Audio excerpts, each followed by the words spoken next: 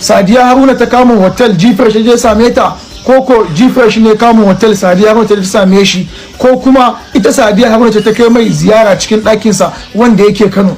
Saboda last post na bidiyon da G-Fresh ya yi, alamun background din ya nuna cewa Sadiya Haruna ta yi live stream jiya a wurin, saboda mutane su capture live stream da background din da komai. Wani abin tambaya shi ne, dan mun ji har wanka ake yi a cikin bayan gida, abin da ya kara daure mun kai, ina Sadiya Haruna tana da aure, ba na ganta da wani soja, wani sergeant, wani mai igiya uku wanda naga suna bidiyo kwanaki ta ce shine asalin uban 'ya'yanta ba. To me kai ta ɗakin namiji, me take a ɗakin wani? Wato abin da sa ba za mu shiga Maryam fada ba, saboda kwanakin baya wanda suka shiga mata ma sun ji kunya, amma wannan alamu sai dai Allah ya shiga miki, Allah ya saka miki, don wannan Allah hakkinki aka shiga, don wannan ta zama annoba a rayuwar G-Fresh. Kuma in dai Sadiya Haruna tana nan, wallahi ba ta ba G-Fresh tana lafiya da aurensa ba.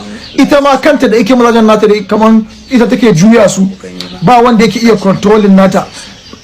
Kina da aure, in ba ta da aure ku tabbatar min ko sirabu, dan ban sani ba, dan auren bariki ba ma iya bambancewa. Amma mu dai Allah sani da muka mata tana da aure, sannan ta tafi ɗakin wani gardi, me ta je yi a hotel ko a ɗakinsa. Wannan shine Allah samu dace, ku tura mata wannan bidiyon ta fito ta ba mu ansa, ko shi G-Fresh in ya fito tabbatar mana, saboda muna buƙatar ƙarin haske da bayani. To salamu alaikum, barkan ku dai. Kusan zan ce kowa da kowa ya ga abin da ya faru jiya a Medin Kano, amma dai kafin fara magana akan abin da ya faru, ina so zan fara mika sakon gaisuwa ga duk wani wanda yake Kano, ko kuma ce ga duk wani masoyina wanda jiya ya fito ya nuna min cewa ni ina da masoya. Ga duk wani wanda ya zo ya ɗauki kuɗin shi ya biya ya shiga, da wayanda ma ba su samu shiga ba, na ji daɗi wallahi, ban san da me zan iya gode muku ba, saboda jiya kun tabbatar da cewa ni Kano garina ne, kuna ƙaunata, kuma na ji daɗi, ban ma san ni me zan iya gaya muku ba.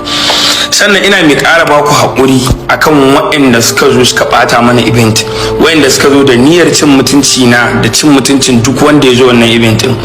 Ina mai ba ku haƙuri akan haka.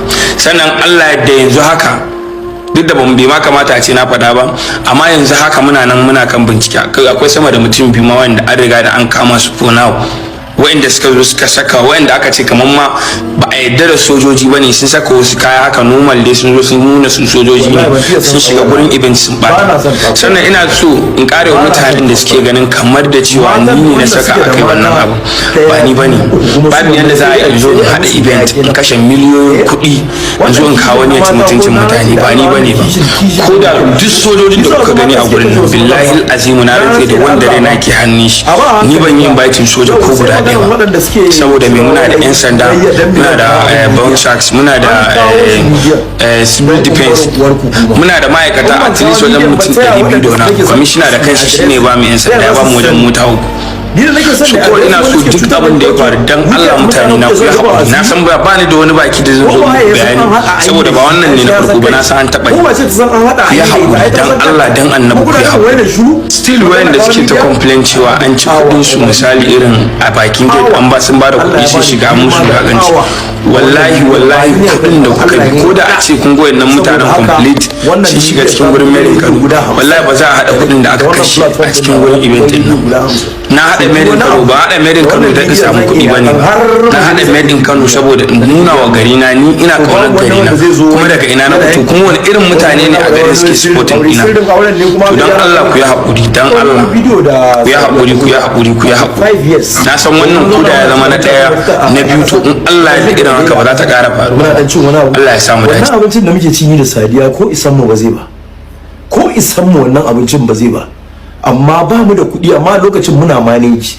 So ni shi isa nake respecting din Sadiya. Sadiya tana da wani matsalanta shine ba ta da juriyan zama, tana da saurin gajiya da mutum, ka gane, tana wannan halin naturally haka take, kuma tana da hargagi wani lokacin, amma ka gane, amma ni na san Sadiya na so na, a duk wacce za ta zauna